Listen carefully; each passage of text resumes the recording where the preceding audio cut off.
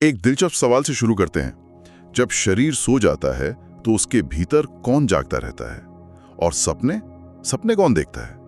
ये उन गहरे सवालों में से एक है जिन्हें आज हम समझने की कोशिश करेंगे।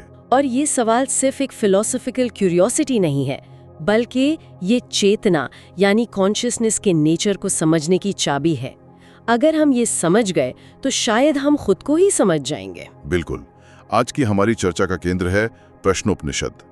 नाम से ही जाहिर है ये पूरा उपनिषद प्रश्नों पर आधारित है। हाँ, इसमें ज्ञान की खोज में पूछे गए 6 बहुत ही फंडामेंटल सवाल हैं और उनके जवाब। और ये हमें सृष्टि कैसे बनी, हमारी जीवन ऊर्जा प्राण क्या है और आत्मा का असली स्वरूप क्या है, इसे समझने का एक अनूठा फ्रेमवर्क देता है। हमारी इस पड़ताल के लिए हमारे पास उपनिषद का मूल पाठ तो है ही, और साथ ही स्वामी निर्मलानंद गिरी की एक व्याख्या भी है, जो इन प्राचीन और गहरे विचारों को आज के संदर्भ में समझने में हमारी मदद करेगी। तो इसकी शुरुआत एक कहानी की तरह होती है। भारत के अलग अलग हिस्सों से 6 विद्वान साधक, सुकेशा, सत्यकाम, गार्ग्य, कौसल्य, भार्गव और कबंधी, हाँ, ये सब परम सत्य की खोज में ऋषि पिप्पलाद के पास पहुंचते हैं। और जब ये साधक ब्रह्म को जानने निकले थे तो इसका मतलब क्या है? क्या वे किसी भगवान की बात कर रहे हैं या a kind of ultimate reality? बहुत अच्छा सवाल है। यहाँ ब्रह्म का मतलब किसी देवता से नहीं, बल्कि उस परम सत्य, या कह सकते हैं कि अ काइंड ऑफ अल्टीमेट रियलिटी से है, जो इस पूरे ब्रह्मांड का आधार है। तो ये 6 लोग a sort of cosmic truth की तलाश में थे। अच्छा। लेकिन यहाँ एक बहुत दिलचस्प मोड़ आता है। हाँ, ऋषि पिप्पलाद उन्हें तुरंत जवाब देना शुरू नहीं करते। हाँ, ये मुझे बहुत फैसिनेटिंग लगा। वो कहते हैं, आप लोग 1 वर्ष तक तपस्या, ब्रह्मचर्य और श्रद्धा के साथ यहीं रहें, फिर अपनी इच्छा अनुसार प्रश्न पूछें। 1 साल? 1 साल? आज के गेट इट नाउ कल्चर में तो कोई 10 मिनट भी नहीं रुकता। एग्जैक्टली। इससे पता चलता है कि ये ज्ञान कोई 2 मिनट नूडल नहीं है। It demands real discipline and patience. ऋषि उन्हें कह रहे थे कि इस ज्ञान को पाने के लिए पहले आपको एक वेसल, एक पात्र बनना पड़ेगा, खुद को तैयार करना पड़ेगा। बिल्कुल। तो 1 साल की इस इंटेंसिव प्रिपरेशन के बाद कबंदी पहला सवाल पूछते हैं, भगवान, ये सभी प्राणी किससे उत्पन्न हुए हैं? Basically a question about the origin of the universe. What's the source code? और ऋषि का जो जवाब है ना, वो सृष्टि की एक मौलिक द्वैत प्रकृति, अ फंडामेंटल ड्युअलिटी को सामने लाता है। वे कहते हैं कि सृष्टिकर्ता प्रजापति ने तप करके एक जोड़ा बनाया, प्राण और रई। प्राण और रई। हाँ, प्राण को आप लाइफ फोर्स, एनर्जी या कॉन्शियसनेस कह सकते हैं, जिसे सूर्य का प्रतीक माना गया है, और रई है मैटर, फॉर्म या पदार्थ, जिसे चंद्रमा का प्रतीक माना गया है। अच्छा। ऋषि कहते हैं कि इन्हीं दोनों के मेल से ये सारा ब्रह्मांड और इसमें मौजूद हर चीज बनी है। इंटरेस्टिंग। तो ये थोड़ा बहुत मॉडर्न फिजिक्स के एनर्जी मैटर डुअलिटी जैसा ही है ना? हर चीज के 2 पहलू हैं, एक ऊर्जा वाला, एक पदार्थ वाला।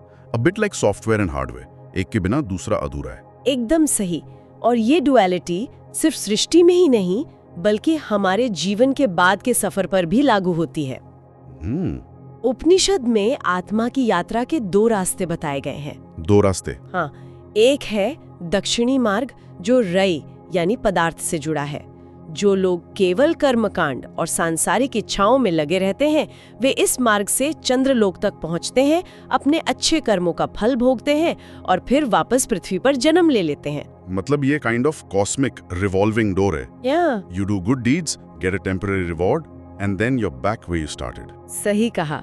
और दूसरा है उत्तरी मार्ग, जो प्राण यानी ऊर्जा और चेतना से जुड़ा है। जो लोग तप, ब्रह्मचर्य और ज्ञान के माध्यम से आत्मा की खोज करते हैं, वे इस मार्ग से सूर्यलोक पहुंचते हैं, जो सभी ऊर्जा का स्रोत है। और वहां पहुंचकर वे जन्म मृत्यु के चक्र से हमेशा के लिए मुक्त हो जाते हैं। Okay, so the universe is made of prana and raini. But what about us?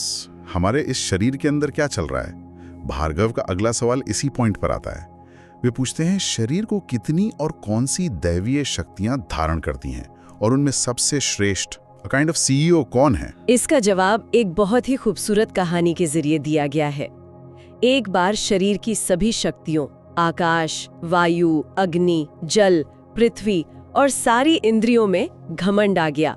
सब कहने लगी, हम ही इस शरीर को चला रहे हैं, हमारी वजह से ही ये पिका हुआ है। A classic office politics scenario जहां हर डिपार्टमेंट कहता है कि कंपनी उसी के वजह से चल रही है। बिल्कुल। तभी मुख्य प्राण, द लाइफ फोर्स इटसेल्फ, उनसे कहता है, इस भ्रम में मत रहो, ये मैं हूँ जो खुद को 5 भागों में बांटकर इस शरीर को धारण करता हूँ। लेकिन कोई मानता नहीं उसकी बात। कोई नहीं मानता। तब प्राण अपना महत्व सिद्ध करने के लिए मानो गुस्से में शरीर से ऊपर उठने लगता है, और जैसे ही वो उठना शुरू करता है, बाकी सभी इंद्रियां और शक्तियां भी जबरदस्ती उसके साथ ऊपर खींचने लगती हैं। अच्छा। ठीक वैसे ही जैसे रानी मधुमक्खी के छत्ता छोड़ने पर सारी मधुमक्खियां उसके पीछे चली जाती हैं। तो जैसे ही प्राण ने रिजाइन करने की धमकी दी, सबकी हवा निकल गई। एकदम। जब प्राण वापस अपनी जगह पर बैठ जाता है तो बाकी सब भी स्थिर हो जाते हैं। तब उन्हें अपनी गलती का एहसास होता है और वे प्राण को ही सर्वोच्च मान लेते हैं। इससे ये सिद्ध होता है कि शरीर की बाकी सभी शक्तियां उसी पर टिकी हैं, ठीक वैसे ही जैसे रथ के पहिए की सारी तीलियां बीच की धुरी पर टिकी होती हैं। प्राण ही वो धुरी है। हाँ। तो ये तो तय हो गया कि प्राण ही बॉस है। लेकिन ये प्राण है क्या चीज? ये कहां से आता है? It's the life force, but what is it's source? Kaushalya का तीसरा सवाल इसी गुत्थी को सुलझाता है। और यहाँ उपनिषद का एक सबसे गहरा सूत्र आता है। ऋषि कहते हैं, प्राण आत्मा से ही उत्पन्न होता है। वो एक शानदार उपमा देते हैं। क्या? जैसे एक व्यक्ति के होने पर उसकी छाया होती है, वैसे ही आत्मा पर प्राण टिका हुआ है। They are inseparable. प्राण आत्मा की ही एक अभिव्यक्ति है, a shadow of the soul. Wow, that's a powerful image. A very life force is just a shadow of a true self. पर ये प्राण शरीर में आता क्यों है? ऋषि कहते हैं, मन के कर्मों के कारण, यानी हमारे पिछले जन्मों के जो विचार, इच्छाएं और कर्म हैं, वही एक मैग्नेटिक फोर्स की तरह आत्मा को इस शरीर में खींच लाते हैं। और शरीर में आने के बाद ये खुद को 5 भागों में कैसे बांट लेता है? ये पंच प्राण का कॉन्सेप्ट थोड़ा कॉम्प्लेक्स लगता है। इसे सिंपल तरीके से समझते हैं। शरीर में आने के बाद ये मुख्य प्राण खुद को 5 स्पेशल टास्क फोर्सेस में बांट लेता है ताकि शरीर के अलग अलग काम हो सकें। ठीक है। पहला है प्राण, जो ऊपर की ओर काम करता है, आंख, कान, नाक, मुंह में। ये सेंसरी इनपुट और सांस लेने के लिए जिम्मेदार है। दूसरा है अपान। अच्छा, तो प्राण एक काइंड ऑफ इनपुट सिस्टम हो गया और अपान जरूर आउटपुट सिस्टम होगा, है ना? एग्जैक्टली। अपान नीचे की ओर काम करता है और शरीर से मल मूत्र बाहर निकालने यानी उत्सर्जन को कंट्रोल करता है। ठीक है। फिर तीसरा है समान, जो बीच में नाभि के पास रहता है। इसका काम है खाए हुए भोजन को पचाकर उसकी ऊर्जा को पूरे शरीर में बराबर बांटना, अ kind of distribution system. Input output distribution, simple enough. और बाकी 2? चौथा है व्यान, जो पूरे शरीर में फैला हुआ है। ये हमारे सर्कुलेटरी सिस्टम को चलाता है, खून को हर नस नाड़ी तक पहुंचाता है। और पांचवा सबसे रहस्यमयी है उदान। ये ऊपर की ओर जाने वाली ऊर्जा है। इसका एक ही काम है, मृत्यु के समय आत्मा को शरीर से बाहर सही रास्ते पर ले जाना। Wait, you mentioned Udan, the energy that carries the soul out at death, and it's guided by our last thought. That's a lot of pressure. तो क्या इसका मतलब है कि आखिरी पलों में जो सोचा वही हमारी अगली लाइफ डिसाइड करेगा? उपनिषद के अनुसार हाँ। मृत्यु के समय मन में जो अंतिम संकल्प या विचार होता है, उदान उसी विचार के साथ मिलकर आत्मा को उसके कर्मों के अनुसार एक नए लोक या एक नई योनि में ले जाता है। ये दिखाता है कि हमारी चेतना की स्थिति, अ स्टेट ऑफ माइंड, कितनी महत्वपूर्ण है। ये तो सच में गहरा है। अब हम उस सवाल पर आते हैं जिसका हमने शुरू में जिक्र किया था, जो चेतना की अवस्थाओं से जुड़ा है। गार्गे पूछते हैं, जब कोई व्यक्ति सोता है तो कौन सोता है, कौन जागता है, कौन सपने देखता है, और उस गहरे सुख का अनुभव किसे होता है? इसका जवाब चेतना की 3 अवस्थाओं, जागृत, स्वप्न और सुषुप्ति के रहस्य को खोलता है। ऋषि कहते हैं कि नींद के दौरान हमारी सारी इंद्रियां, सेंस ऑर्गन्स, अपने बॉस यानी मन में विलीन हो जाती हैं। विलीन हो जाती हैं? हाँ, जैसे सूर्यास्त के समय सूरज की सारी किरणें उसी में समा जाती हैं। उस समय व्यक्ति न सुनता है, न देखता है, न बोलता है। लेकिन शरीर तो जिंदा रहता है, सांस चलती रहती है, तो उस समय कौन जागता है? ऋषि कहते हैं कि उस समय केवल प्राण की अग्नि इस शरीर रूपी नगर में जागती रहती है। अपान, व्यान, समान, ये सब अपना अपना काम करते रहते हैं ताकि बॉडी सिस्टम्स चालू रहें। और सपने तो मतलब वो जो अजीब अजीब सपने आते हैं जहां मैं एग्जाम दे रहा हूं लेकिन पैंट्स पहनना भूल गया, वो सब मेरा मन ही कर रहा है। It's just remixing old experiences. हाँ, सपने और कुछ नहीं बल्कि मन का अपने ही पुराने अनुभवों को फिर से जीना है। जो कुछ भी उसने जागृत अवस्था में देखा, सुना या महसूस किया है, मन उसे सपनों में फिर से अनुभव करता है। जो देखा है उसे भी देखता है, जो नहीं देखा उसे भी कल्पना से बना लेता है। सपनों में मन ही राजा है, वही सब कुछ बन जाता है। लेकिन एक तीसरी अवस्था भी है, डीप स्लीप, जब कोई सपना नहीं आता। उस वक्त क्या होता है? जब मन गहरी स्वप्नहीन नींद यानी सुषुप्ति में होता है, तब वो चेतना की उस गहरी परत में पहुंच जाता है जहां कोई विचार, कोई सपना नहीं होता। अच्छा। उस समय शरीर में एक तरह के परम सुख और शांति का अनुभव होता है। ये अवस्था आत्मा के सबसे करीब होती है। तो जब हम सुबह उठकर कहते हैं आज बहुत अच्छी नींद आई, अ सेंस ऑफ पीस महसूस होता है, तो वो मैं कौन है जो उस पीस को एक्सपीरियंस कर रहा था जबकि मन तो सोया हुआ था? Exactly, right, that's the big question, who is the witness? हाँ, यही अवस्था इस बात का प्रमाण है कि एक साक्षी है, अ साइलेंट विटनेस, जो जागने, सपने देखने और गहरी नींद, इन तीनों अवस्थाओं को जानता है। और अंत में ऋषि कहते हैं कि ये सभी इंद्रियां, मन, तत्व उसी परम आत्मा में जाकर आराम पाते हैं, जैसे थके हुए पक्षी दिन भर उड़ने के बाद शाम को अपने पेड़ पर लौट आते हैं। ये बहुत खूबसूरत है। So this witness is what we're trying to connect with. And maybe that's where the fifth question about Om comes in. Satyakam पूछते हैं, जो व्यक्ति जीवन भर ओम का ध्यान करता है, वो मृत्यु के बाद कौन सा लोक जीतता है? हाँ, ओम को उसी साक्षी या परम सत्य तक पहुंचने का जरिया माना गया है। ऋषि कहते हैं कि ओम ही पर ब्रह्म यानी श्रेष्ठ, अ फॉर्मलेस रियलिटी, और अपर ब्रह्म, अ रियलिटी विथ फॉर्म, दोनों है। मतलब ओम ही सब कुछ है। इसलिए साधक को मिलने वाला फल इस बात पर निर्भर करता है कि उसने ओम के रहस्य को कितनी गहराई से समझा है। तो ये like different levels in a video game. Level 1 की अंडरस्टैंडिंग से कुछ और मिलेगा, लेवल 2 से कुछ और। बिल्कुल, ये एक बहुत अच्छी एनालॉजी है। यदि कोई ओम की केवल एक मात्रा का ध्यान करता है और उसकी समझ कम है, तो वो ज्ञान से प्रकाशित होकर पृथ्वी पर फिर से एक महान मनुष्य के रूप में जन्म लेता है। ये लेवल 1 है। ठीक है। यदि समझ थोड़ी अधिक है और वो 2 मात्राओं का ध्यान करता है, तो वो चंद्रलोक के सुखों का अनुभव करके वापस लौटता है।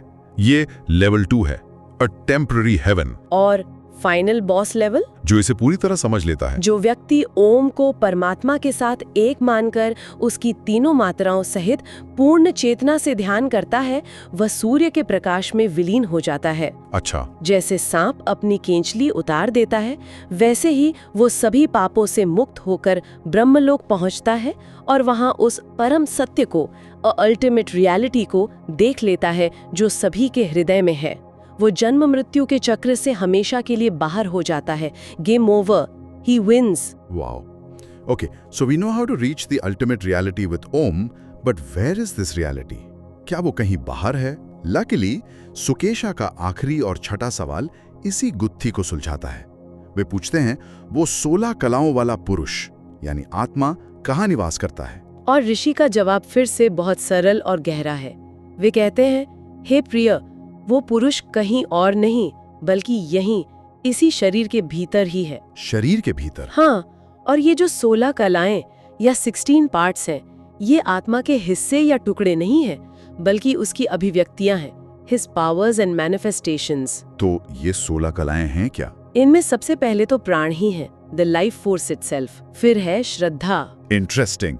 श्रद्धा, a kind of will power और बिलीफ को एक कला माना गया है। मतलब our belief is part of our very makeup. बिल्कुल। फिर आते हैं 5 तत्व, आकाश, वायु, अग्नि, जल, पृथ्वी। हमारी इंद्रियां, मन, अन्न जिससे शरीर बनता है, वीर्य, तप, मंत्र, कर्म, विभिन्न लोक और अंत में नाम। ये सब कुछ उसी एक पुरुष यानी आत्मा से ही उत्पन्न हुआ है। तो अगर मैं इसे आज की लैंग्वेज में समझूं, तो क्या आत्मा अ kind of central processing unit, एक सीपीयू है? और ये 16 कलाएं उसके अलग अलग फंक्शंस और आयो पेरिफेरल्स हैं जो सब उसी से पावर लेते हैं और उसी के लिए काम करते हैं। ये एक शानदार एनालॉजी है। ये सब उसी से निकलते हैं और अंत में उसी में वापस चले जाते हैं। इसे समझाने के लिए उपनिषद एक और खूबसूरत उपमा देता है। क्या है वो? जैसे अलग अलग दिशाओं से बहती हुई नदियां जब समुद्र में पहुंचती हैं तो अपना नाम, जैसे गंगा, यमुना, और रूप खोकर केवल समुद्र कहलाती हैं। हाँ। ठीक उसी तरह ये 16 कलाएं भी अंत में अपने स्रोत यानी पुरुष या आत्मा में पहुंचकर विलीन हो जाती है। तब केवल पुरुष ही शेष रहता है, कला रहित और अमर। और जो इस ट्रूथ को जान लेता है उसे फिर मृत्यु का डर नहीं रहता। बिल्कुल, क्योंकि उसे पता चल जाता है कि वो नदियां नहीं बल्कि पूरा का पूरा समुद्र है। तो आज हमने इन 6 सवालों के जरिए एक पूरी फिलोसॉफिकल जर्नी तय की। सृष्टि की डुअलिटी से लेकर प्राण की सुप्रीमेसी तक, कॉन्शियसनेस की अलग अलग स्टेट्स को समझा, ओम के ध्यान की शक्ति को जाना और अंत में आत्मा के असली स्वरूप को पहचाना जो हमारे अंदर ही मौजूद है। इस पूरी चर्चा का सार ये है कि ब्रह्मांड और व्यक्ति एक दूसरे का आईना है और प्राण वो जोड़ने वाली शक्ति है जो हर जगह मौजूद है। इन फंडामेंटल क्वेश्चंस को पूछना और उनके जवाबों पर चिंतन करना ही अज्ञान के सागर को पार करके अमरता को पाने का रास्ता है। ऋषि अंत में उन 6 शिष्यों से कहते हैं, मैंने तुम्हें जो बताया है वही परम ब्रह्म के बारे में कहा जा सकता है, इससे परे और कुछ नहीं है। ऋषि ने एक बहुत गहरी बात कही थी, प्राण आत्मा से उत्पन्न होता है, जैसे व्यक्ति और उसकी छाया। तो यहाँ श्रोताओं के लिए सोचने का एक विचार यह है, यदि हमारा जीवन, हमारी हर एक सांस हमारी आत्मा की ही एक छाया है, तो क्या हम इसे केवल एक बायोलॉजिकल प्रोसेस के रूप में जी रहे हैं या हम इसे उस परम चेतना की एक अविभाज्य और निरंतर अभिव्यक्ति के रूप में महसूस कर सकते हैं जिसका हम सब एक हिस्सा हैं? क्या हम अपनी छाया को जी रहे हैं या उस प्रकाश को जिससे यह छाया बन रही है?